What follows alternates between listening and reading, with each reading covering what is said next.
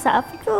Kalau bulan puasa, inilah antara kuih yang paling ramai cari di bazar. Kalau lambat mesti habis. Hari ni jom kita buat kuih tepung pelita yang lembut dan kedik. Semua mula untuk lapisan pandan, kita kisarkan 5 ke 6 helai daun pandan bersama 2 cawan air. Kisarkan sampai halus, lepas tu kita boleh tapiskan.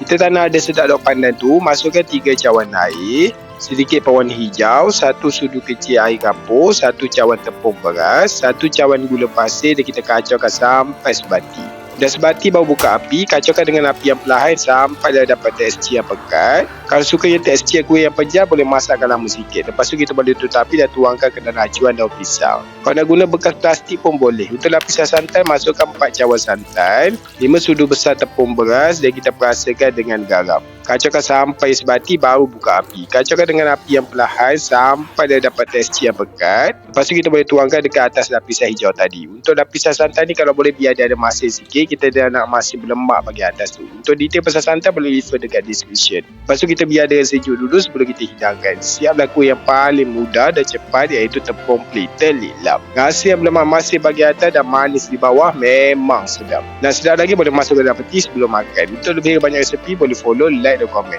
Jom makan.